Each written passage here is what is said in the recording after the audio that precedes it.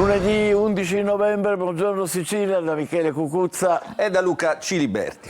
Oggi parleremo dello scandalo delle associazioni culturali, gli aggiornamenti dell'ultima ora, poi ancora della spesa disimballata e infine un docufilm su politica e magistratura, tema di grande attualità e polemiche in questi giorni. Intanto però le notizie della giornata. Maltempo ancora in Sicilia, a Palermo una tromba d'aria marina vicino alla costa, a Catania è stato dirottato un volo che arrivava da Londra appunto diretto a Palermo, allerta arancione nella costa ionica nord-orientale e oggi molti comuni hanno deciso di chiudere le scuole. Vediamo i particolari. Quello che si vede dai satelliti è una macchia bianca che copre la Sicilia, niente di buono per la nostra isola che finisce ancora una volta nella scura del maltempo. Allerta arancione della Protezione Civile per rischio temporali e rischio idrogeologico nella zona nord-orientale della costa ionica. Una cella temporalesca si è sviluppata nel Palermitano, dando vita anche a una tromba marina che ha interessato l'aeroporto di Punta Raisi. Un volo della British proveniente da Londra è stato dirottato a Catania, colpite le borgate di Sferracavalla e Mondello, con allagamenti anche in viale della regione siciliana. Diversi gli interventi dei vigili del fuoco per automobilisti bloccati dentro le auto. Dall'altro lato dell'isola una frana si è registrata in contrada San Vincenzo, non distante dall'ospedale di Taormina. E così la decisione dei sindaci di chiudere le scuole in molti comuni del Messinese e del Catanese, tra cui Giarre, Acireale, Acicatena, Roccalumera, Furcisicolo, Sant'Alessio, Fiumedini, Silleto Ianni. Allerta gialla sul restante territorio della Sicilia. La Protezione Civile invita i cittadini a non sottovalutare le avvertenze. A Catania la polizia ha arrestato un uomo per rapina aggravata e per altre 2 tentate rapine. L'individuo è accusato anche di detenzione e porto illegale di armi. Avrebbe costretto sotto minacce di un'arma e terrorizzandoli 2 giovani in un punto vendita automatizzato H24 a consegnargli 30 euro. Ma non solo, i precedenti di Salvatore Castiglia, 36 anni, per medesimi reati erano parecchi. La polizia lo ha così arrestato a Catania per rapina aggravata, 2 tentate rapine e porto illegale di armi. Nei suoi confronti la sezione contrasto al crimine diffuso della squadra mobile della Questura ha eseguito un'ordinanza di custodia cautelare in carcere emessa dal GIP su richiesta della procura. Non solo è accusato della rapina commessa nei confronti di 2 giovani, ma la procura gli contesta anche 2 tentate rapine. A un turista austriaco ospite di un bed and breakfast del centro storico, non riuscita per la reazione della vittima che si è chiusa dentro la struttura, e a un residente in un'abitazione adiacente all'albergo. A inchiodarlo le registrazioni fornite dai filmati dei sistemi di videosorveglianza in cui si vede proprio Castiglia agire a volto scoperto. Il caso di Lari, la quindicenne che martedì è stata trovata morta con una corda al collo a Piazza Armerina. I familiari non credono al suicidio e hanno rivolto un appello al Presidente della Repubblica. Al nostro TG il procuratore dei minori di Caltanissetta, Rocco Cosentino, che coordina le indagini, dice: non escludiamo alcuna pista, chissà parli, mercoledì ci sarà l'autopsia. Il mio appello è consistito nel fatto di invitare i giovani, perché i protagonisti nel bene e nel male di questa vicenda sono i giovani, a farsi avanti nel caso in cui conoscano qualche particolare che ci possa essere d'aiuto nelle indagini, e presentarsi, perché no, direttamente presso i nostri uffici giudiziari minorili in Caltanissetta per rendersi disponibili a metterci nelle condizioni di conoscere eventuali altri risvolti. L'appello è del procuratore dei minori di Caltanissetta, Rocco Cosentino, che coordina le indagini sulla morte di Larimar, la quindicenne che martedì si è tolta la vita impiccandosi con una corda a Piazza Armerina. La giovane si sarebbe tolta la vita forse perché vittima di bullismo e di revenge porn, ma la famiglia continua a negare l'ipotesi del suicidio. La procura dei minori non esclude nessuna pista, tanto che ha disposto per mercoledì prossimo l'autopsia sul corpo della ragazza. Nulla esclude che magari tra 15 giorni avremo altri dati investigativi che potrebbero essere ancor più corroborati proprio alla luce delle risultanze dell'esame autoptico. cerchiamo di sviscerare ogni possibile ipotesi investigativa. La procura indaga anche su un biglietto firmato dalla ragazzina sul quale si legge "Ti amerò anche nella prossima vita", consegnato all'amico del suo fidanzato. Ma una delle sorelle della quindicenne esclude che si tratti della grafia di Larimar. Il bigliettino è un bigliettino acquisito agli atti delle indagini e su cui si faranno tutti i dovuti approfondimenti. Alta la tensione tra i familiari e le persone vicine alla ragazza per una vicenda che ha sconvolto tutti. Vedremo gli sviluppi prossimamente. Intanto parliamo del risveglio dell'Etna. Stamane l'attività è meno intensa rispetto a ieri. Ieri c'era stata l'eruzione dal cratere Boccanuova con ricaduta di cenere sul versante est del vulcano. La sabbia lavica si è depositata a Milo e Sant'Alfio e in quantità inferiore anche a Giarre, Riposto e Torre Archirafi. Vediamo.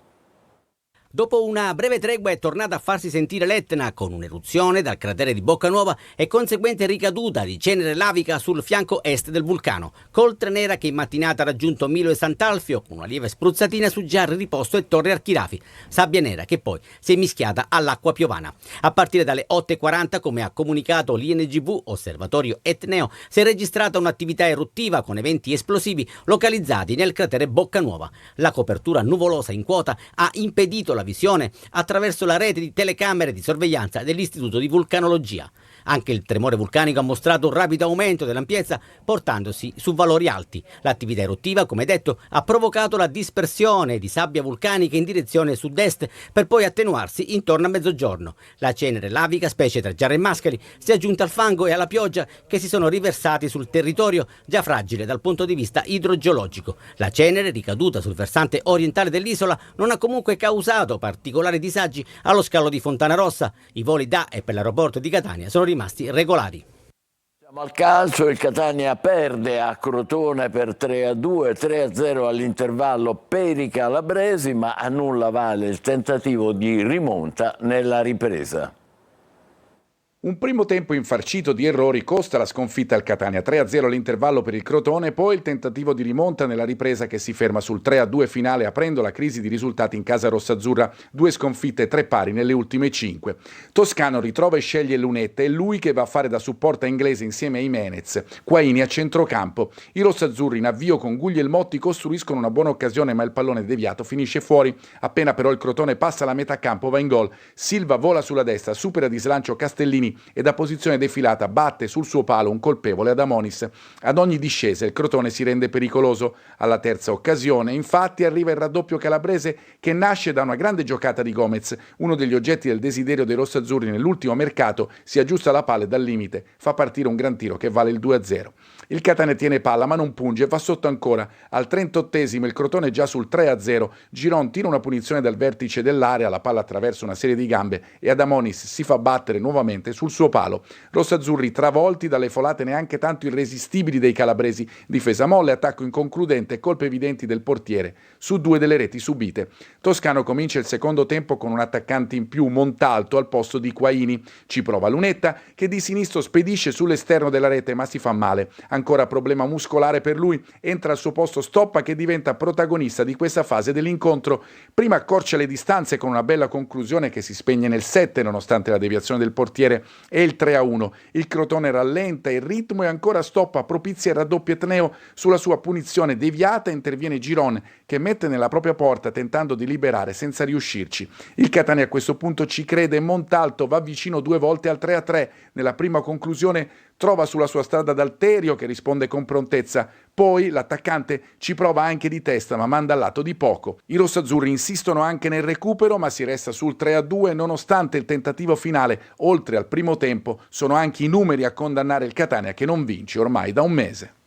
Eccoci alla rassegna stampa siciliana con Luca Ciliberti. Vuoi partire da qui, dalla partita della sconfitta del Catania? Diciamo che siamo quasi obbligati, Michele, insomma giochiamo in casa in questo senso anche se la partita è stata in trasferta e allora partiamo proprio con la Sicilia che come sempre il lunedì mette la fotonotizia in prima pagina al centro con un giocatore del Catania sconsolato perché il Catania ha perso in trasferta per 3-2 a a Crotone, era una partita attesa, era la partita, la cosiddetta partita che avrebbe dovuto segnare il riscatto, il rilancio, invece insomma è finita 3-2 con il Catania che già dopo il primo tempo perdeva per 3-0. Il Catania perde a Crotone, eccolo qua, lo vediamo subito nei titoli, dopo un primo tempo condizionato da troppi errori. Nella ripresa i gol di Stoppa e di Gennaro non completano la rimonta rossoazzurra. Tra l'altro il Catania delle 3 siciliane che è impegnata in Serie C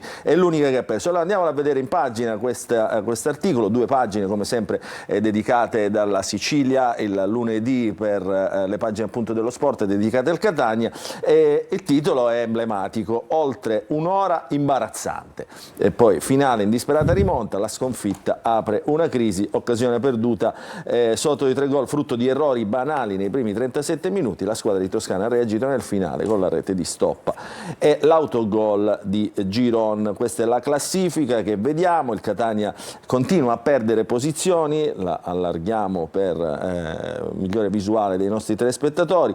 Dunque eccolo qua, il Catania a centro classifica, pensa qualche settimana fa era nelle zone alte, nelle zone nobili della classifica, mentre il Trapani vincendo ha scavalcato il Catania, quindi insomma Trapani a 21, Catania a 20. Il Messina con la vittoria resta sempre nelle zone basse, ma conquista qualche punto in più, quindi si allontana diciamo dall'ultimo posto che sarebbe la retrocessione automatica. Ma il campionato ancora è lungo, c'è sempre nella seconda pagina dello sport le reazioni, no? Eccole qua le reazioni, questa è la reazione del tecnico rossoazzurro toscano: non possiamo regalare spazi a un avversario così esperto. La rabbia appunto del tecnico toscano: se vogliamo essere ambiziosi non possiamo giocare così. Certo, nel secondo tempo siamo stati più veloci e produttivi, ma non può bastare. C'è una bella intervista, poi c'è anche un'intervista all'autore del gol che ha parlato: abbiamo fatto male, non dobbiamo demoralizzarci, primo gol stagionale che non porta punti, nella ripresa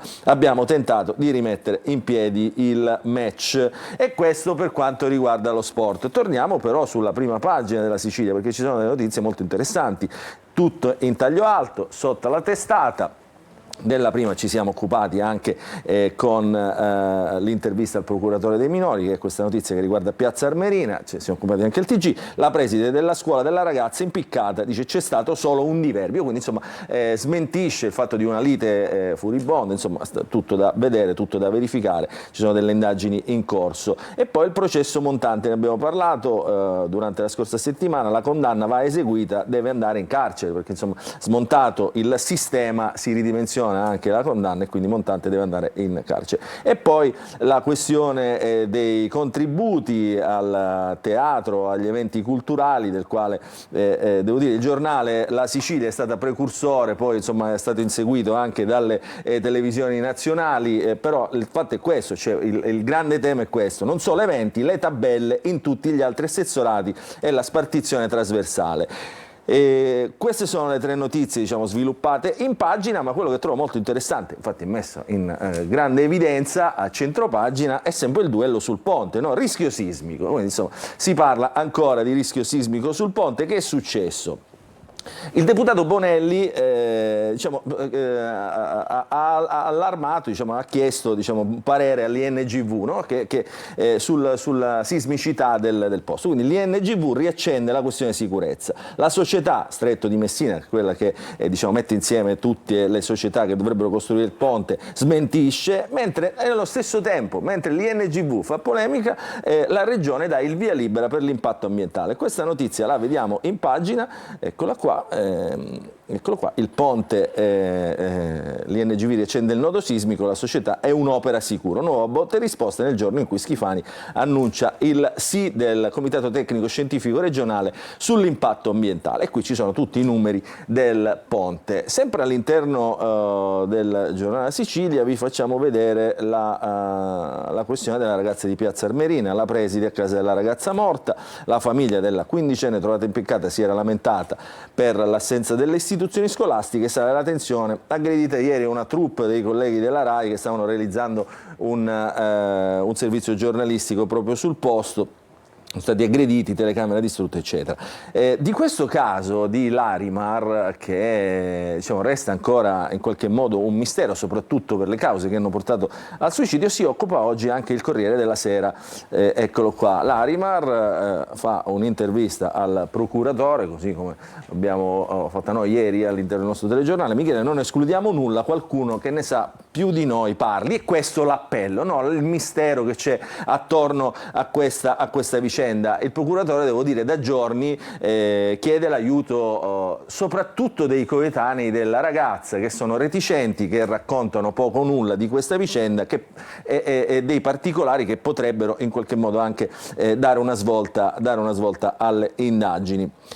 Quindi questa è l'intervista di Giussi Fasano al Corriere della Sera, procuratore, e andiamo a vedere invece la Sicilia nel tomo di Catania, eccolo qua, quindi racconta le notizie dell'area metropolitana. L'apertura è dedicata ai fondi regionali, insomma, per gli eventi, in questo caso il Natale, che è l'evento più vicino. Palazzo degli Elefanti attende gli stanziamenti, ma sollecita l'impegno delle associazioni. Il Natale ha appeso un fino, si ipotizzano strenne superiori a quelle dello scorso anno, e intanto si profila un capodanno in TV. Lo ricordo, la Regione ha dato 2 milioni di euro per la realizzazione del Capodanno a Catania. E poi la notizia del giorno è questa, insomma saranno contenti tanti studenti che oggi sono rimasti a casa per l'allerta meteo, maltempo, scuole chiuse in gran parte dell'Interland Etneo, ma non a Catania. Ecco, il sindaco ieri, insomma, è stato molto chiaro, diciamo, non sono previste diciamo, delle piogge solo durante la mattinata, quindi non c'è diciamo, non c'è motivo per chiudere le scuole a Catania. Tutto il resto, tutte quelle attorno a Catania sono chiuse, quindi insomma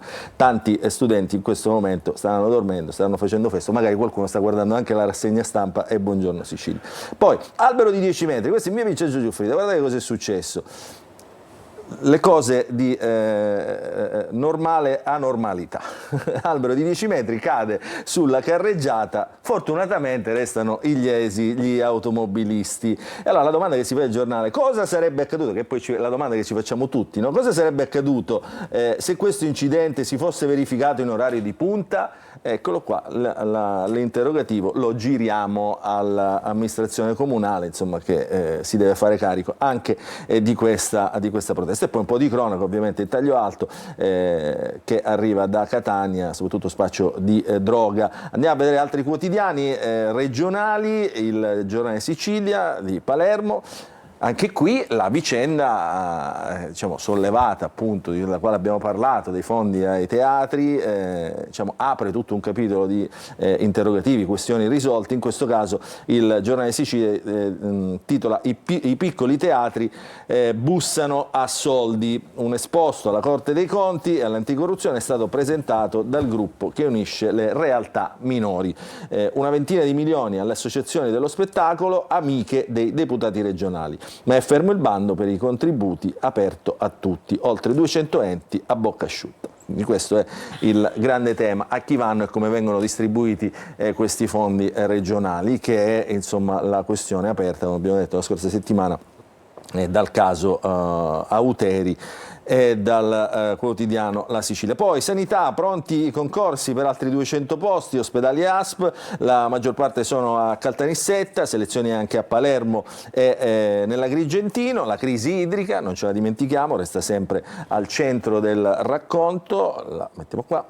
Ancipa a mezzo servizio, autobotti nel Nisseno, lavori nell'invaso per sfruttare le ultime quantità d'acqua, disagi fino a mercoledì. Certo, Michele, hanno fatto un po', no, in qualche modo così, lasciano un po' interdetti questi silos messi al centro di Caltanissetta. Ne sono arrivati altri da parte della Protezione Civile e quindi insomma qui il grande tema della crisi idrica. Altre notizie nella parte bassa del giornale: alta la semilibertà del boss Ciaccio, questa è la Corte di Cassazione, tante notizie. Poi tromba marina e forti temporali, anche qui il maltempo. E poi la movida violenta nel fine settimana, sempre a Palermo, ci sono stati 2 casi, coinvolti sempre ragazzi, c'è stato uno ferito alla testa. E poi lo sport, il Palermo, lo ricordiamo, ha giocato venerdì. Lo sport però in questo caso è di taglio nazionale, con il Napoli che strappa un pari all'Inter, in casa dell'Inter, lo tiene a distanza. E poi il Palermo, gol e gioco, il Palermo in attesa del decollo. Vediamo anche la prima pagina della Gazzetta del Sud nell'edizione di Messina, gestione dei rifiuti, 28 indagati, questa è una notizia che riguarda appunto il messinese, l'inchiesta della Procura di Messina sul conferimento tra Castroreale, Rodì Milice e Terme Vigliatore, coinvolti i sindaci di 3 centri, operatori e funzionari comunali, il grande tema insomma della questione rifiuti.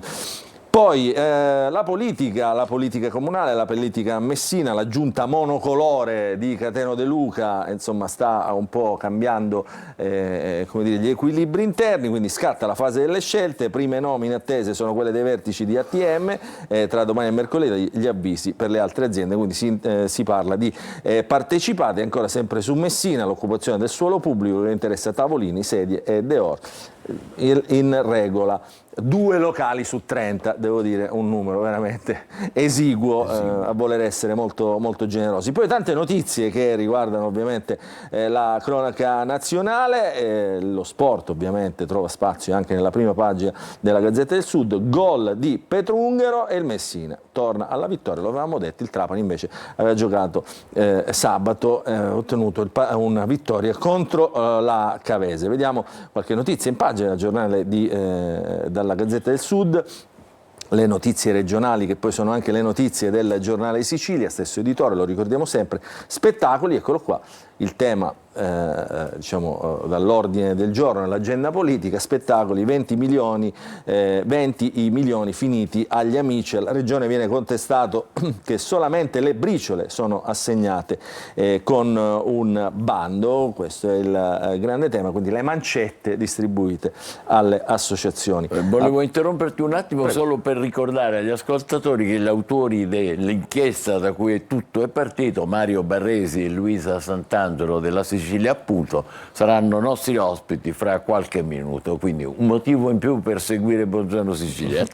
E non ho fatto vedere infatti l'articolo che rifaccio vedere qui, perché poi te lo mostreranno gli autori del servizio, appunto, non solo, questo è, diciamo, avevo fatto vedere solo il titolo, non solo eventi, le tabelle in tutti gli altri assessorati, la spartizione è trasversale. Chiudiamo la nostra rassegna stampa di oggi con diciamo, quella regionale, con appunto eccola qua, la questione che riguarda Messina, perché Messina insomma è al centro, diciamo, di un cambiamento in qualche modo politico, come abbiamo sentito nei giorni scorsi.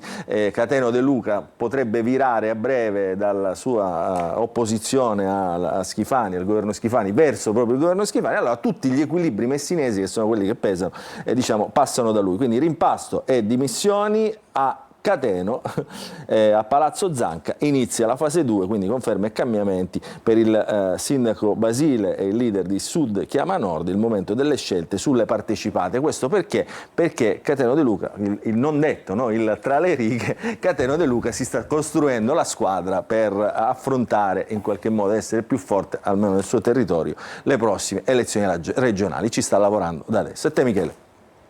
Bene, allora adesso ci colleghiamo con la polizia stradale, c'è il sovrintendente di Enna Dario Martello, buongiorno, benvenuto. Allora, qual è la situazione del traffico dalle nostre parti? Buongiorno a lei e a tutti i telespettatori. Allora, iniziamo subito col dire che in tangenziale di Catania, tra i paesi etnei e lo svincolo di San Giorgio, abbiamo traffico intenso anche direzione Catania Centro, e abbiamo della pioggia battente in atto. In A19 abbiamo tra Palermo, quindi tra Caltanissetta ed Enna, abbiamo nebbia a banchi e rimane comunque chiuso lo svincolo di Enna, quindi per chi dovesse recarsi nel capoluogo ennese, l'ultimo svincolo utile è lo svincolo di Mulinello. In A20 tra Patti e Brolo abbiamo la chiusura degli svincoli dalle ore 22 alle ore 6, sempre per lavori. In A18 fortunatamente tra Catania e Messina al momento non abbiamo nessuna criticità, tranne la pioggia battente che troviamo tra Giarre e Fiumefreddo. Abbiamo come strada statale la 192, la Valle del Dittaino, abbiamo la chiusura al traffico al chilometro 3 sul ponte Dittaino, questo per lavori. Come raccomandazioni giornaliere ricordiamo il limite di velocità da mantenere visto le condizioni meteo avverse, potrebbero crearsi delle grandi pozze d'acqua sul manto stradale, quindi creare dell'acquaplaning per i guidatori. Ricordiamo inoltre che la sicurezza stradale è il nostro bene comune. Dalla Polizia Stradale è tutto, una buona giornata e buon inizio settimana. Grazie al sovrintendente di Enna Dario Martello. Un'ultima occhiata al tondo Geni, l'abbiamo visto qua e là durante questo collegamento. Vediamo così, diamo un'occhiata al traffico e vediamo anche se sta piovendo. Sì, a quanto pare c'è la pioggia a Catania e ci sono i consueti intasamenti che sono anche in gran parte dovuti ai semafori pedonali che peraltro sono, come abbiamo detto tante volte, doverosi. Fra poco la rassegna stampa nazionale ancora con Luca Ciliberti, breve pausa, buongiorno Sicilia, state con noi.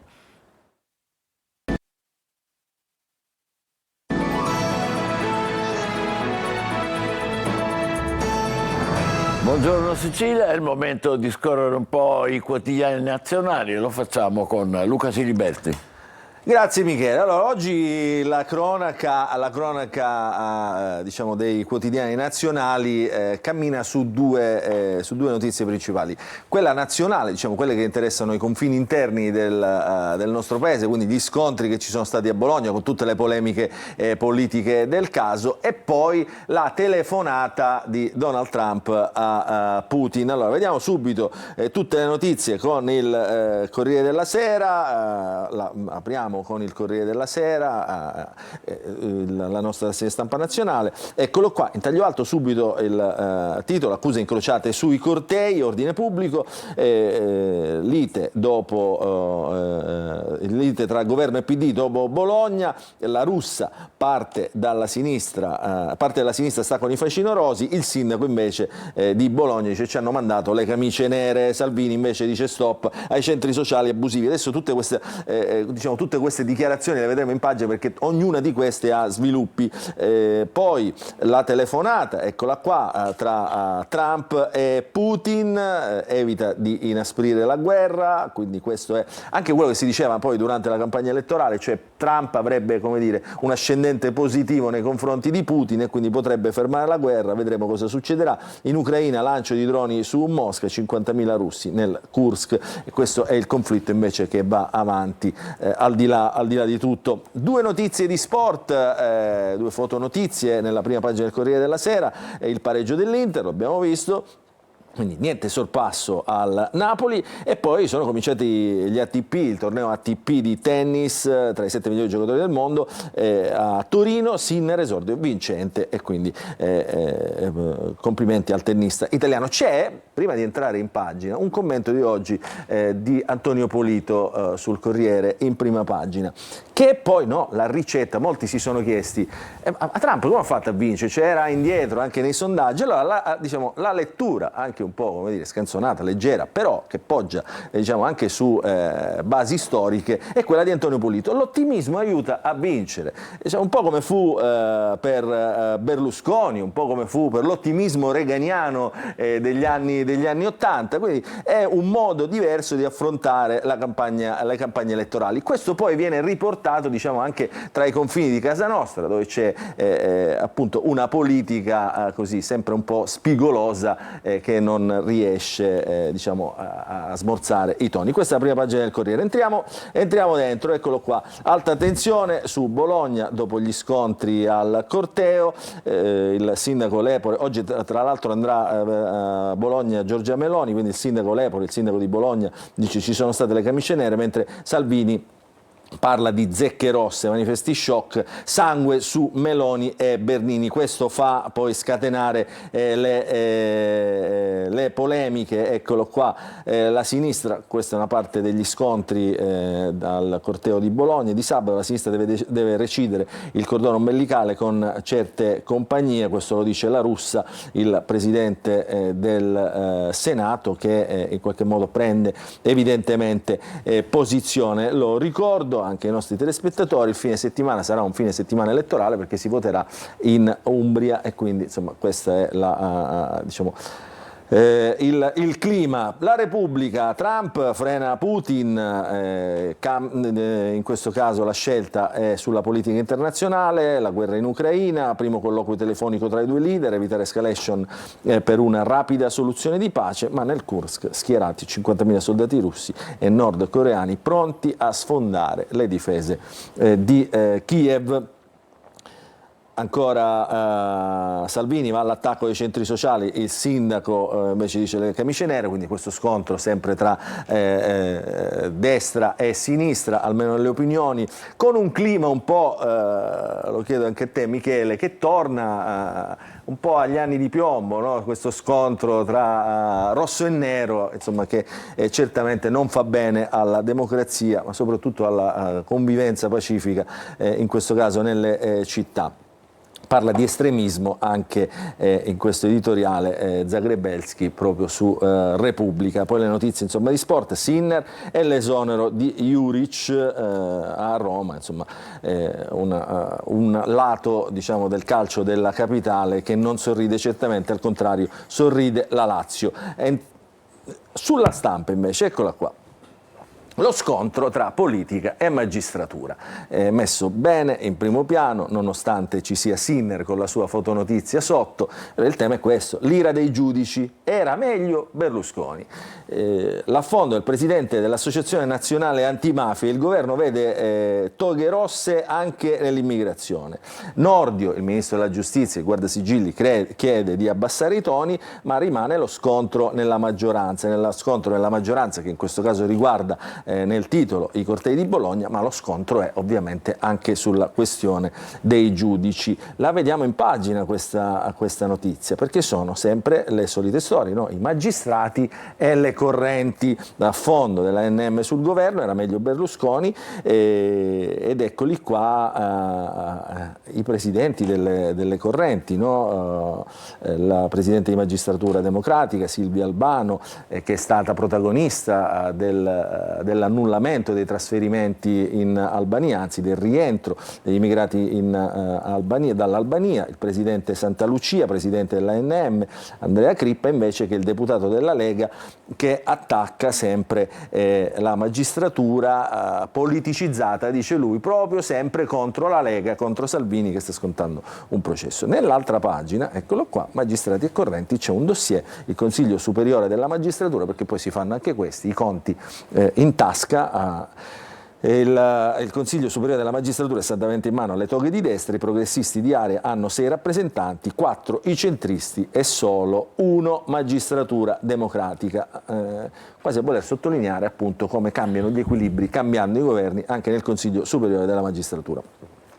Andiamo a vedere oggi il Resto del Carlino, quotidiano del gruppo Quotidiano Nazionale. Il Resto del Carlino è il quotidiano di Bologna, perché a Bologna ci sono stati gli scontri, quindi messi in prima pagina, duro scontro tra governo e PD. La lettura successiva, il sindaco Lepore continua a dire: avete mandato 300 camicie nere. Oggi comincia anche la COP, lo mette qua, eccolo qua, la COP29, quindi la conferenza sull'ambiente, importante anche questa. Già Trump si defila, gli USA vedete, pronti a non rinnovare gli accordi sul clima. Ecco, Trump mette subito la sua firma. Secondo il Wall Street Journal, Donald Trump sarebbe sul punto di uscire dagli accordi di pareggio del clima per la COP29 al via da oggi a Baku. Si tratterebbe di un colpo forse mortale. Andiamo a vedere un po' di quotidiani politici in qualche modo. Partiamo dai giornali di centrodestra, partiamo dal giornale di Alessandro Sallusti. Nei titoli vediamo,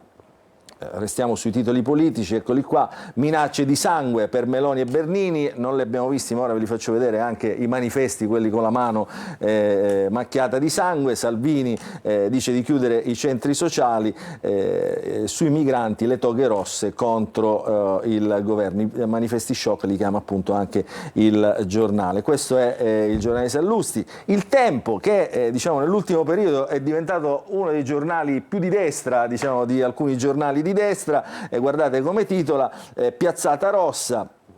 Eccolo qua, il vice di Lepore in piazza, quindi c'è anche il vice del sindaco di Bologna in piazza, violenze, ferite e cori a favore delle aggressioni di Amsterdam, il silenzio di Elly Schlein e le accuse folli del sindaco che evoca le camicie nere, quindi come dire, la lettura no, in qualche modo orientata del tempo. E qui c'è il direttore Tommaso Cerno che dice il fascismo vestito di rosso, quindi gliela ribalta totalmente, dice i fascisti siete voi diciamo, del centro-sinistra.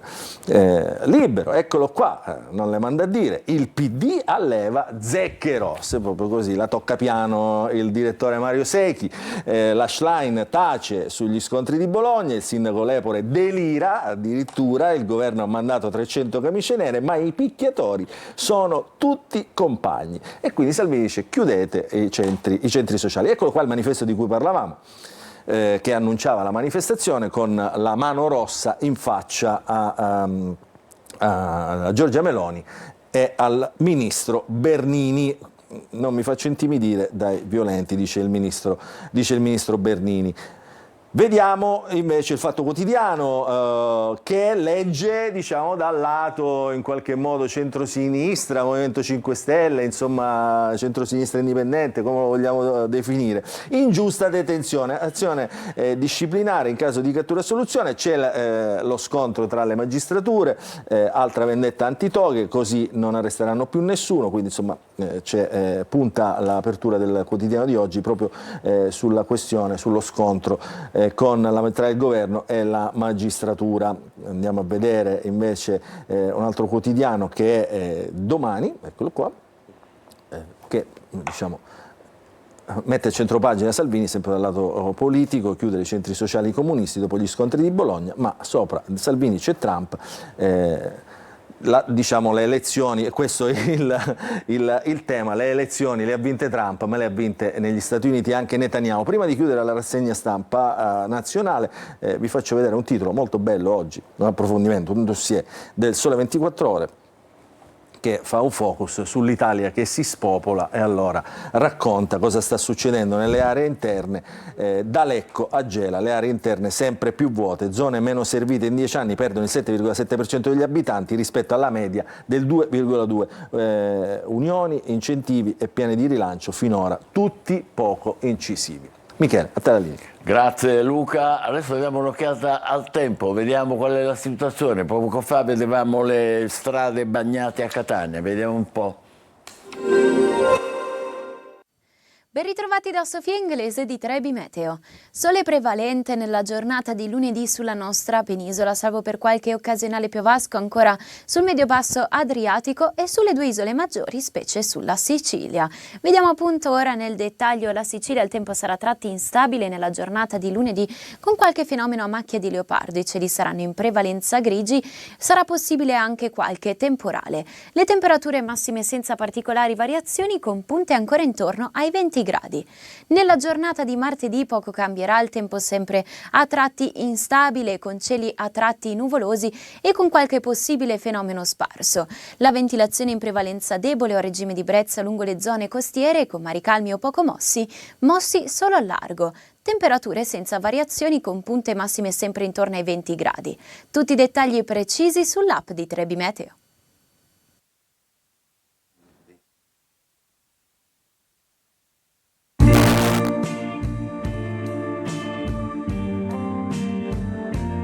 Posso dirti ciò che sento da tempo? Dimmi. Tutti i giorni su Antenna Sicilia alle 12:50 e 19:20 c'è chi la vuole cotta.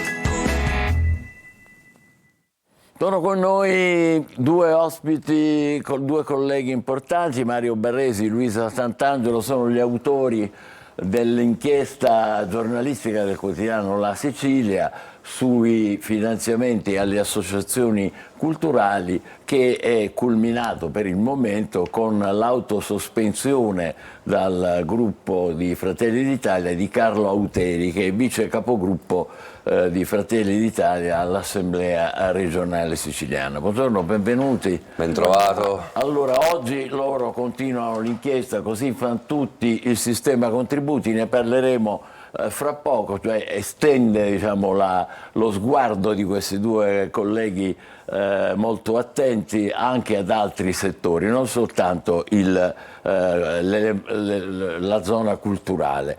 Attento, abbiamo detto Auteri, a che punto sono? Lui si è autosospeso e poi che è successo? Si è autosospeso, però tecnicamente dopo l'autosospensione dovrebbe finire al gruppo misto, all'ARS, perché se tu esci da un gruppo e non aderisci a un altro gruppo vai a finire al misto.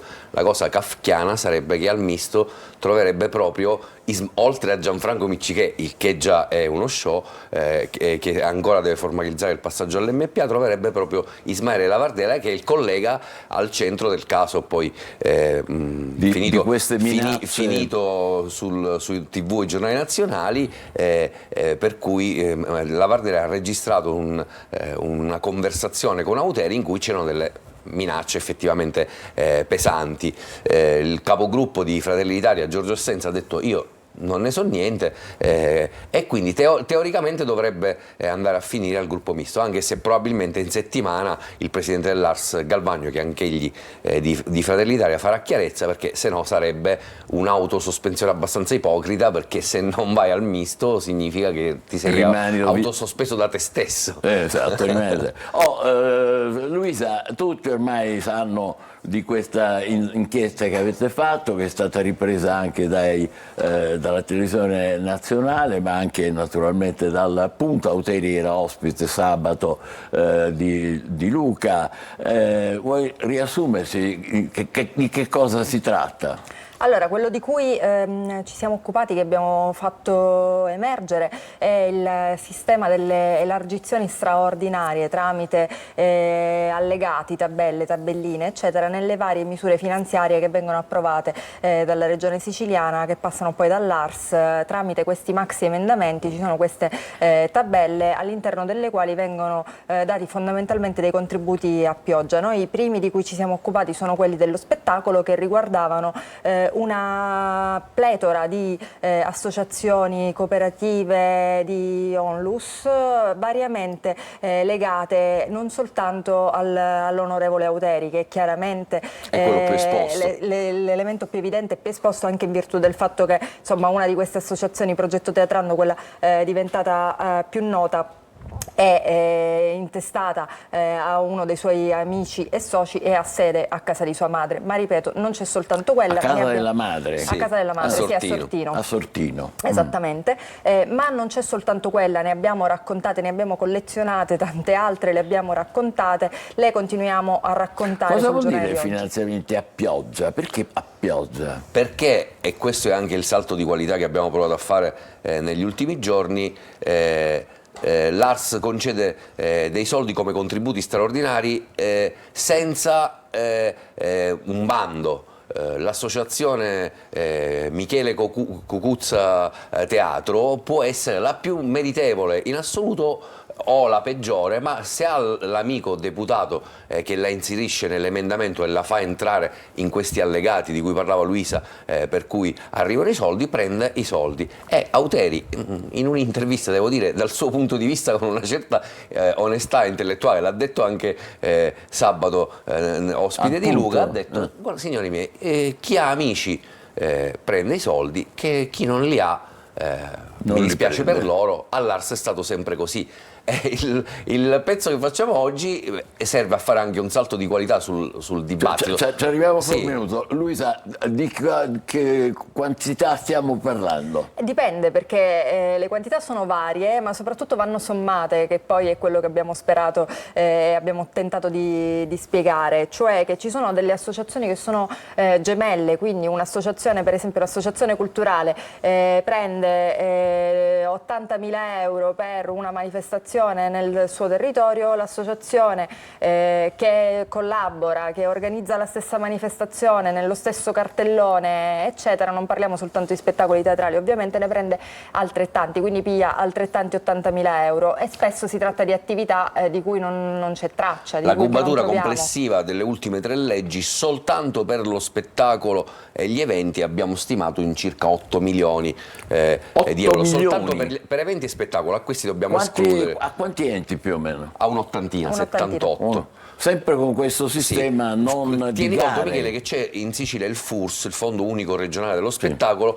che invece viene disciplinato con dei criteri oggettivi. Tu devi avere un tot numero di anni di presenza sul mercato dello spettacolo, dei dipendenti, quindi dei criteri oggettivi, con una graduatoria che attribuisce dei soldi in base all'importanza dell'associazione. Invece ha cubato poco più di 3 milioni per 300 associazioni che si sono divise le briciole, infatti alcune di queste hanno presentato un esposto, ma anche hanno inviato una nota al Presidente del Consiglio Meloni affinché blocchi l'ultima legge, quella di agosto dell'Ars, perché è incostituzionale in quanto dà i soldi senza dei criteri di merito. Non ne abbiamo saputo nulla da Roma.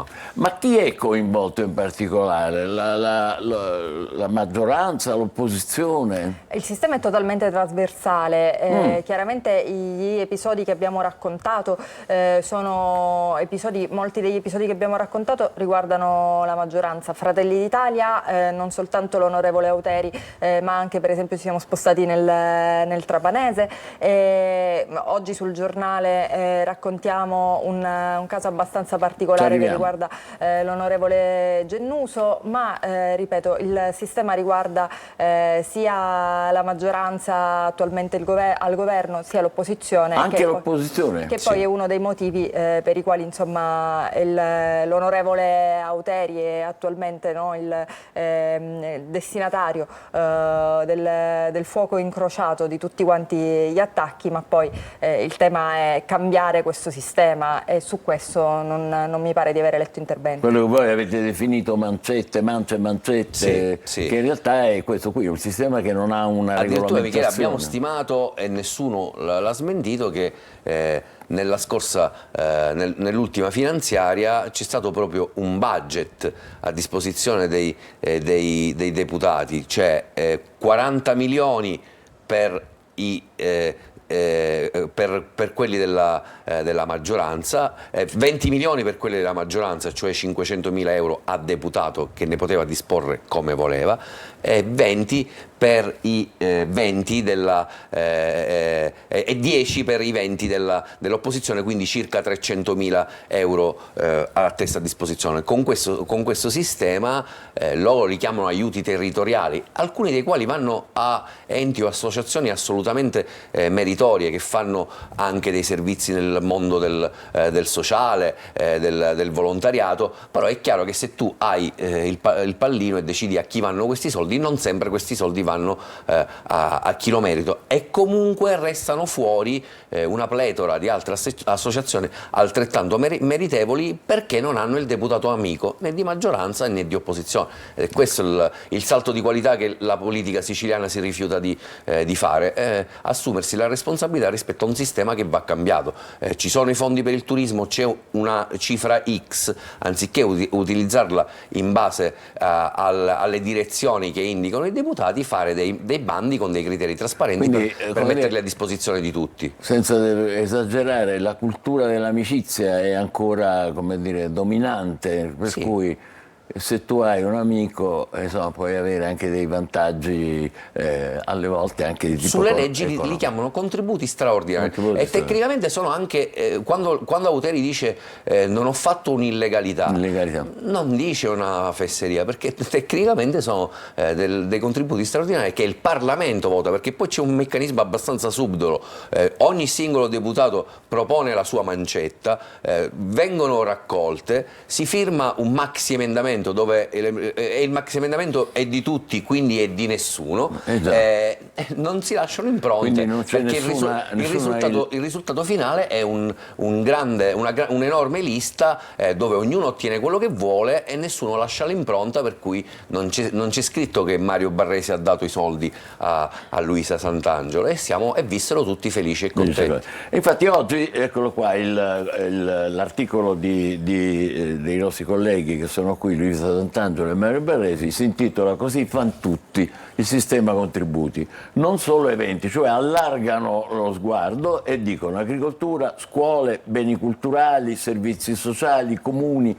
C'è una tabella per ogni assessorato e poi l'espediente del maxi emendamento e le responsabilità trasversali. È proprio quello a cui accennavi un attimo fa. Sì, e l'abbiamo fatto anche perché entriamo alla vigilia della sessione di bilancio da qui a poco, prima nelle commissioni di merito e poi in aula l'ARS affronterà il dibattito e poi il voto sulla finanziaria 2025 e noi riteniamo che non ci sia la maturità per evitare che tutto quello che è successo nella scorsa manovra e nelle successive manovra bis, ter, quater si ripeta. Abbiamo fatto soltanto alcuni dei casi, tra cui l'agricoltura, i comuni, i servizi sociali. C'è un esempio, io non faccio nomi, si dà un contributo straordinario a un Avis, sicuramente meritoria, per comprare delle attrezzature che servono per i volontari per la raccolta del sangue, che è una cosa bellissima. Ma quante Avis ci sono in Sicilia, Michele, e quante di queste avrebbero bisogno della stessa attrezzatura? Perché si dà soltanto a quella come contributo straordinario e non come bando con dei criteri, per esempio rispetto all'anzianità di presenza in Sicilia, rispetto al numero di volontari, rispetto alla quantità di sangue raccolto, non lo so, poi il bando te lo inventi, ma dai un criterio oggettivo, oppure suddividi lo stesso budget a più associazioni in modo che ognuno possa fare qualcosa. Cioè, ti ripeto, non bisogna, come diceva Crocetta parlando dell'argomento, non bisogna buttare l'acqua sporca con tutto il bambino, perché dentro queste tabelle c'è anche chi questi fondi li merita, ma attribuirli con dei criteri meritocratici. Andrete avanti ancora naturalmente con la vostra inchiesta? A questo punto ormai quello che facciamo da giorni è tentare di ampliare il raggio d'azione, quindi naturalmente andremo avanti perché le tabelle appunto non riguardano soltanto lo spettacolo, lo abbiamo scritto, e anche dentro quelle dello spettacolo comunque c'è ancora altro da dire. Allora vi seguiremo sul quotidiano La Sicilia. Ancora grazie a Luisa Sant'Angelo e Mario Barresi per essere stati con noi. Facciamo una breve pausa e poi tra poco parleremo di argomenti che ci riguardano direttamente, la spesa disimballata. Cercheremo di capire perché si chiama disimballata. Grazie ancora. Grazie. Voi state con noi. Buongiorno Sicilia.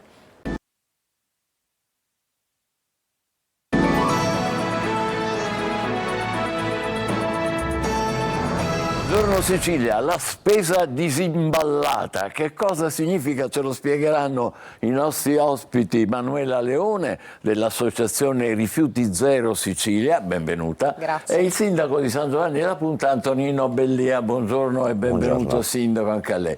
Lei ha portato un po' di roba qua sul tavolo, ancora non si vede. Di che si tratta? Che vuol dire spesa disimballata? E che sono queste cose che si è portata? Prego. Quello che abbiamo portato sono degli imballaggi riutilizzabili. Li sollevi in modo che si veda. Imballaggi riutilizzabili. Questo che abbiamo portato è per gli affettati.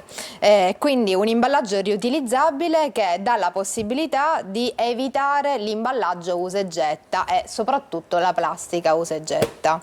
È un modo concreto, insieme per esempio a questa sacca che viene utilizzata per la frutta e verdura, per evitare la produzione a monte di rifiuti che potrebbero essere benissimo anche evitati.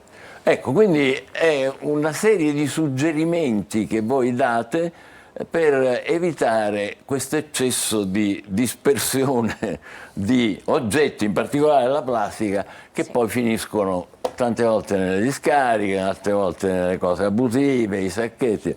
E l'amministrazione di San Giovanni da Punta appoggia questa iniziativa di spesa disimballata? Abbiamo accolto con particolare interesse questa iniziativa, sia per una questione etica che riguarda tutti e anche per una questione pratica. Sappiamo quanto è difficile oggi il sistema di gestione dei rifiuti e quello che comporta anche la dispersione della plastica nei nostri territori e poi nell'ambiente. E a San Giovanni da Punta come siete combinati? Con differenziata, mica differenziata? Noi ci attestiamo circa al 60% di raccolta differenziata. Caspita. È un territorio particolarmente complesso perché è un nodo viario chiaramente tra i paesi pedemontani e la città di Catania, per cui viviamo i problemi di una grande città, non di un paese, per cui a volte qualche difficoltà nella gestione delle microdiscariche o di questa abitudine che molti hanno di abbandonare i rifiuti per le strade ci ha dato diversi problemi che stiamo cercando di contrastare in maniera importante. Ne parliamo frequentemente anche noi qui, naturalmente non solo a Buongiorno Sicilia ma anche al telegiornale. Ci vorrebbe un cambiamento, come dire, delle abitudini quotidiane, che poi significa un cambiamento, usiamo una parola grossa, culturale un po', cioè abituarsi a non l'usa e getta continuo che noi abbiamo un po' ormai acquisito, come dire, il nostro DNA, è vero, uno prende una cosa, apre e butta il contenitore, invece questo è sbagliato, vero?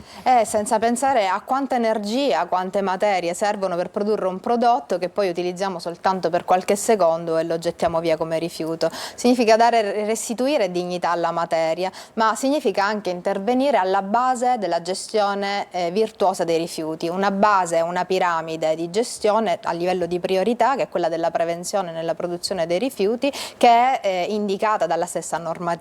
Per cui vogliamo sviluppare delle azioni, delle pratiche che possano essere di esempio per appunto agire a questo livello. In questo caso lo facciamo grazie al contributo del SEF, che è il Sicily Environmental Fund, un fondo che grazie al Conservation Collective, la partnership loro con Depeche Mode e Hublot, niente meno, Depeche Mode, sentiamo parlare di... hanno finanziato questa idea perché stanno promuovendo in giro per il mondo, stanno finanziando associazioni così come Rifiuti Zero Sicilia, che propongono delle alternative e strutturali all'utilizzo della plastica monouso soprattutto. Ma perché, mi faccia fare la domanda più banale, ma perché che guai combiniamo se noi continuiamo a gettare la roba come prima, plastica, quello che è? Qual è il problema? Innanzitutto in un mondo finito non possiamo pensare di utilizzare risorse all'infinito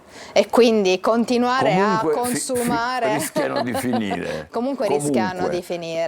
Poi inoltre abbiamo dei danni sia a livello sanitario per quanto riguarda la stessa specie umana, sono state ritrovate nel corpo delle persone plastiche, così come sono state ritrovate plastiche all'interno dei cibi. Ci sono degli studi ormai avanzati che ci danno questi ritorni. Quindi è una questione di salute, è una questione di impatto per quanto riguarda il littering e quindi la dispersione di questi imballaggi nell'ambiente, che causa ovviamente degli impatti molto forti a livello di territorio e anche sulle altre specie animali. Sindaco, l'Europa incoraggia queste iniziative con un decreto clima importante, no? Sì, direi proprio di sì, ma soprattutto è un modo per creare delle buone prassi. Come diceva poco fa, è importante un cambio culturale e proprio questo progetto sarà portato nelle nostre scuole del territorio, perché attraverso anche i ragazzi, i giovani, vogliamo arrivare alle famiglie proprio per questo cambio culturale. Non possiamo pensare che si possa recuperare e riciclare all'infinito e il problema di un recupero dei rifiuti è qualcosa che oggi merita attenzione, soprattutto per un aspetto evolutivo.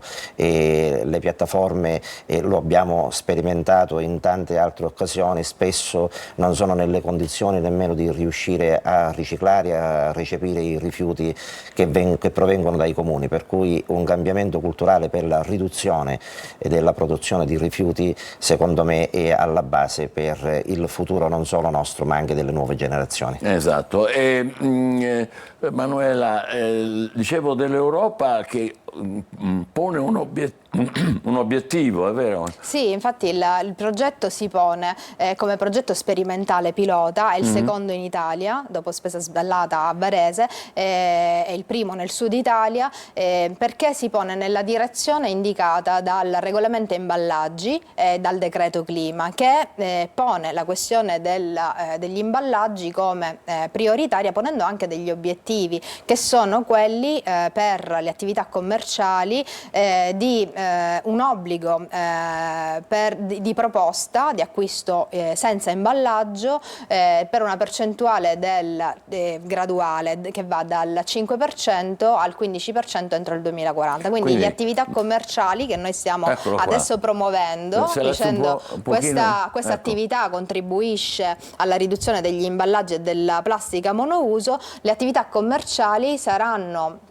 portate ad offrire questo tipo di spesa, di opportunità nell'acquisto appunto senza imballaggio. Adesso mi permetta di chiedere due parole sui Depeche Mode, che sono un gruppo musicale che, insomma, della generazione magari un po' più in età, anche lei. Ma è bello questo, che musica rock, musica diciamo così, sia poi impegnata in progetti come questo, è vero o no? Qual è il rapporto con loro? Il rapporto è quello della fiducia innanzitutto nella innovazione, quindi ci vuole per agire in maniera concreta in un cambio anche di mentalità e un cambio in ciò che facciamo nelle abitudini, è necessario andare a agire con azioni che non c'erano prima, per cui la fiducia in cosa sta? Nel finanziare un progetto, una progettualità che è appunto innovativa, pilota, non è stata testata prima, per cui andiamo a capire che cosa succede e capiamo anche come possiamo proseguire per raggiungere un obiettivo che ci accomuna. Bene, grazie per essere stati con noi, complimenti per le vostre iniziative. Manuela Leone dell'Associazione Rifiuti Zero Sicilia e il sindaco di San Giovanni La Punta, Antonino Bellia, che ha sposato la loro iniziativa della spesa disimballata. Impariamo a non gettare via tutto continuamente, perché poi ci facciamo male alla nostra salute e a quella delle nostre generazioni più giovani. Adesso facciamo una breve pausa e poi, cari amici, parleremo del tema, un tema di fuoco, politica e magistratura, è il tema che sta dominando in questo periodo un po' dappertutto. Però lo faremo attraverso un film che parla proprio di questo, anzi un docufilm, come si dice adesso, sarebbe un documentario, ma vedrete tra poco, abbiamo degli ospiti, state con noi, buongiorno Sicilia, grazie ancora a voi. Grazie.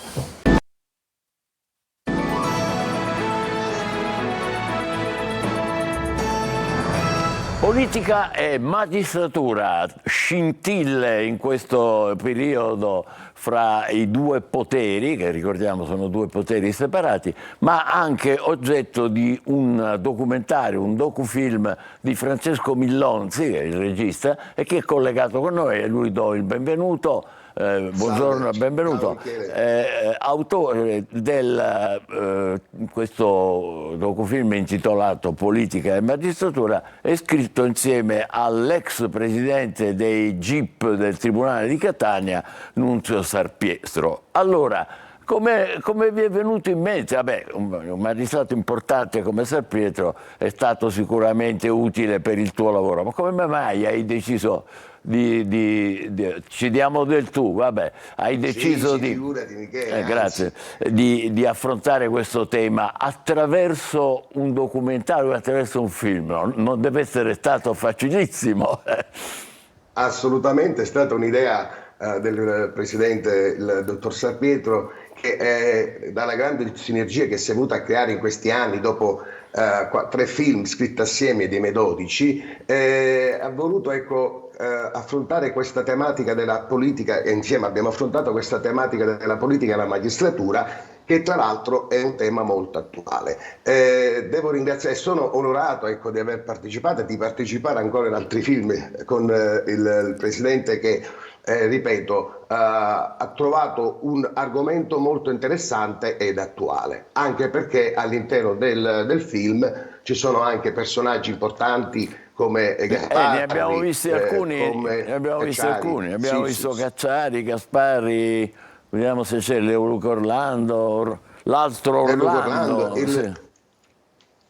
Orlando Gratteri, Paolo Cento, il presidente della CESI, il vescovo Antonino Raspanti e tanti altri che appunto assieme si è discusso del problema della magistratura e della politica. Quindi, che ripeto è un tema molto attuale. L'obiettivo del tuo documentario, del tuo film, qual era? Allora, l'obiettivo di questo docufilm è appunto affrontare questa tematica ed arrivare a più persone possibili, tanto che il film sta avendo un grande successo da un punto di vista anche mediatico, perché è trasmesso da più di 80 emittenti televisive in tutta Italia, e ci tengo a dirlo, Michele, è un film che noi diamo gratuitamente senza alcun costo. Non ha né finanziamenti né pubblici né privati, è prodotto semplicemente da me. Devo anche ringraziare, con l'aiuto e l'ausilio importante dell'aiuto regista Fabrizio De Nico e della dottoressa Leonarda Bilello, segretaria di produzione, ed altre persone che gratuitamente, come tutti i miei film, si sono messe a disposizione, hanno messo a disposizione la propria professionalità affinché questo film si potesse produrre. Vabbè, allora ti devo fare la domandona che tutti si aspettano. La vostra conclusione qual è? Quella che dice per esempio Salvini, che dicono alcuni esponenti del centrodestra, cioè i magistrati fanno politica? Il film proprio parla di questo. Il film affronta in maniera appunto oggettiva la problematica del fatto che un magistrato possa essere politicizzato o no. Per me un magistrato, se deve fare politica, deve fare solo la politica, non può fare il magistrato. È un film che non ha finalità politica o è strumentalizzato, niente, semplicemente si analizza questa tematica. Però, ripeto, un mio parere personale, un magistrato o fa il politico o fa il magistrato, non può avere 2 incarichi. Però, Michele, dobbiamo anche dire una cosa importante. Noi in Italia abbiamo i migliori magistrati al mondo. Sono persone che ogni giorno rischiano la vita e combattono le peggiori associazioni criminali di tutto il mondo, e dobbiamo essere noi fieri della nostra magistratura. Un esempio è stato Falcone, Borsellino e tante altre persone che hanno perso e hanno dato la vita per la nostra libertà, e grazie a loro oggi possiamo avere e abbiamo la libertà di persone che ogni giorno rischiano per la nostra libertà, ed è qualcosa di bello che la magistratura ha questi grandi uomini che lottano per la nostra libertà, e questo ci tengo a dirlo perché la magistratura in Italia, ripeto, è un fiore all'occhiello della nostra Repubblica. Ma non c'è dubbio, poi quando nomini personalità come Falcone e Borsellino non ci si può non inchinare al loro sacrificio eroico che hanno fatto per combattere la mafia, per come dire, l'affermazione della legalità. Però dobbiamo arrivare anche ai casi concreti. Non so se mi posso permetterti di fare una domanda che magari più legittimamente avrei fatto al dottor Sarpietro, che è un magistrato importante. E per esempio oggi il Tribunale di Roma dovrà decidere di nuovo sulla questione dei trattenimenti o meno dei migranti esaminando se provengono da paesi sicuri oppure no. Se non provengono da paesi sicuri il loro trattenimento viene sospeso. Non è fare politica, come dice Salvini, giudici comunisti che non rispettano la legge, questo? Io penso che ogni persona abbia e deve avere una dignità e un trattamento giusto. Di questo, sotto questa tematica, poi diciamo una cosa, Michele, la Sicilia e l'Italia è al centro del Mediterraneo ed è normale che è il paese più vicino a queste persone che vengono disperate, che fuggono dalle guerre, che hanno una disperazione che portano dentro il cuore. E chiaramente il primo posto è l'Italia, dove vengono ad attraccare, a cercare la loro salvezza, la loro speranza, per cambiare la propria vita, migliorare la propria vita. E questo non c'è nulla di male, perché noi anche nel Novecento i nostri nonni sono immigrati in America ed è normale che con questo flusso migratorio ci siano poi degli attriti. Ecco, possono nascere degli attriti tra chi deve restare e chi deve andare. E poi ci sono pareri contrari, come la magistratura che dice una cosa e la politica ne dice un'altra. E questo cioè, non sta tu questo a me decidere, lo consideri fisiologico e non c'entra nulla con l'orientamento politico dei magistrati? Sì, a questo proposito ti leggerei brevemente 2 parole su Repubblica, quotidiano La Repubblica di oggi, di Silvia Albano, che è il giudice che si occupa della sezione immigrazione del Tribunale di Roma, che dice: sentiamo la pressione politica intorno a noi di continuo ogni giorno, la pressione della politica intorno a noi di continuo ogni giorno. Ci sono forti tentativi di condizionamento rispetto alle decisioni e questo chiaramente per i giudici è un problema. Noi comunque cerchiamo di fare il nostro lavoro, dice la dottoressa Albano. Dice: noi comunque cerchiamo di fare il nostro lavoro, di preservare la nostra indipendenza di giudici, perché ricordiamo il potere giudiziario è un potere indipendente, non è che la politica ha il potere sulla magistratura. Da noi non funziona così, la nostra Costituzione prevede l'indipendenza della magistratura. Tu come commenti, per chiudere, le dichiarazioni della dottoressa Albano? La magistratura, per arrivare a questa reale indipendenza, ha percorso un lungo cammino, dallo Statuto Albertino al periodo fascista, affinché arrivare appunto alla Carta Repubblicana, e oggi è matura per affrontare una riforma che lo ponga al riparo appunto da giudizi sommari di ingerenza politica. E penso che, come hai detto benissimo tu, la magistratura deve ed è indipendente e ci sono delle leggi che regolano la nostra quotidianità civile in questo mondo civile e si devono rispettare. Non sta né a me decidere né ad altri, se non alla magistratura, quello che poi è così, si deve fare. È importante comunque che questo tema venga diffuso fra i più giovani, per esempio, ma anche in tutta l'opinione pubblica, che magari può essere travolta dalle opinioni della politica, mentre la magistratura non ha sempre gli strumenti per esprimersi. E quindi avete fatto bene ad affrontare questo argomento, politica e magistratura, con Nunzio Sarpietro, magistrato, il nostro Francesco Millonzi è il regista di questo docufilm che sta girando le televisioni italiane, che speriamo presto di vedere anche noi. Grazie e complimenti. Ma già Telecoro, Michele, lo ha mandato e lo manderà ancora in replica, tra l'altro. Bene, siamo felici anche per questo. È il momento dell'almanacco. Grazie.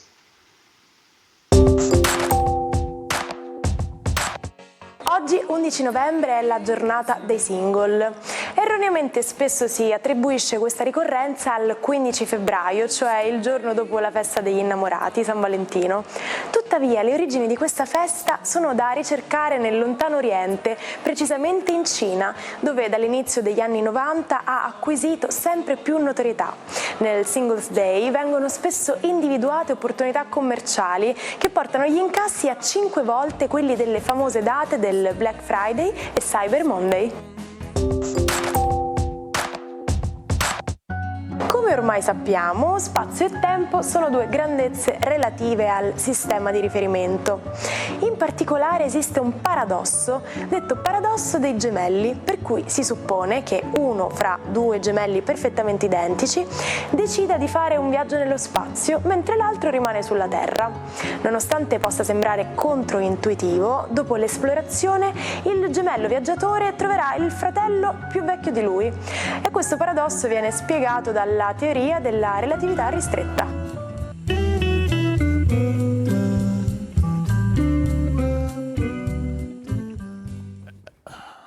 Eccoci qua, è il momento di dare un'occhiata alle stelle con il nostro Marco Amato a inizio di settimana. Questo, ma qui è una roba, che cos'è questo? Non è una tazzina, questo è No, è una tazzina. Buongiorno Michele, buongiorno Sicilia e buon inizio settimana. Buon inizio una anche a tazzina te. vintage, una bavarese, quindi è Bavarese, caspita, sembrava uno scettro. Era molto in voga questa meccatura in colore argento dagli anni 30 in poi. Quindi è un vintage di secolo Novecento. È una tazzina che amo molto perché ha trovato una grande diffusione in Italia e anche soprattutto in Sicilia, dove si trovano interi servizi dedicati ancora a questa fattura tipico di casa di nonna e delle zie, insomma. Marco, io non so che personaggio hai in mente di presentare oggi, ma ti devo ricordare Ebbene, che oggi proprio di lunedì, vintage. fammi dire, lunedì scorso avevi detto che avrebbe vinto la Harris negli Stati Uniti.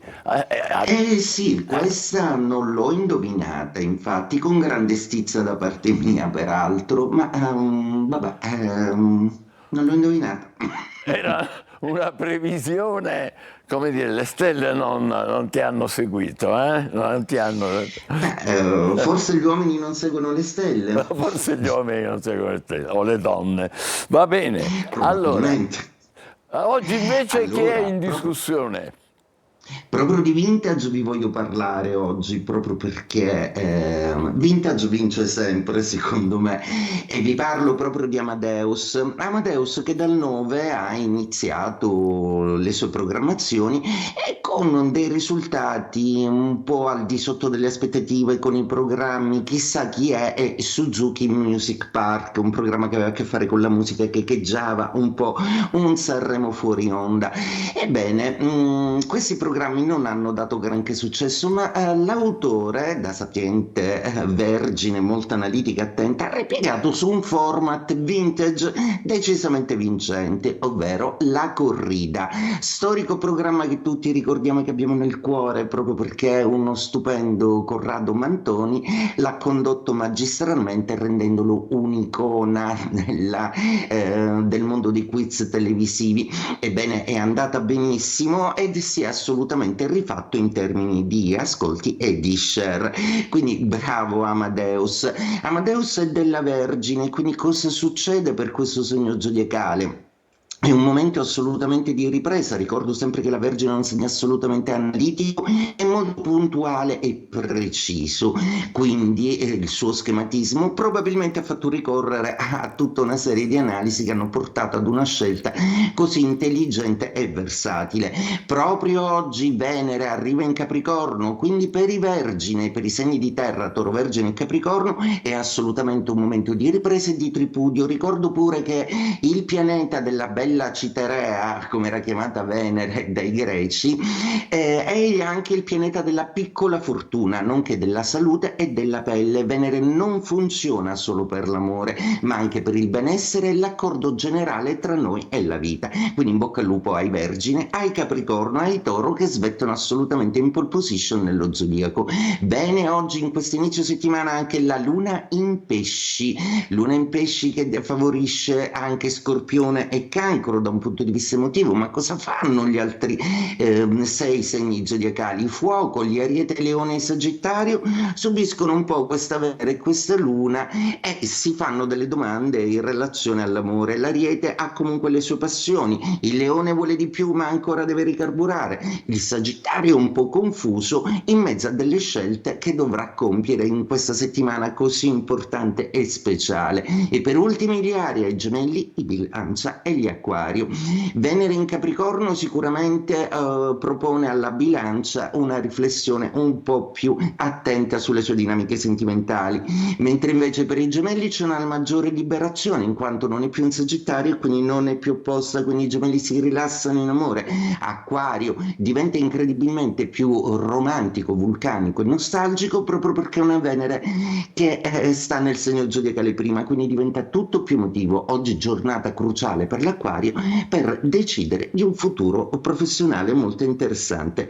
E detto questo, auguro a tutti un buon inizio settimana e una buona giornata. Grazie a te Marco Amato e grazie anche per aver scherzato insieme con noi. Luca, abbiamo ancora un minutino per dare un'occhiata ai giornali.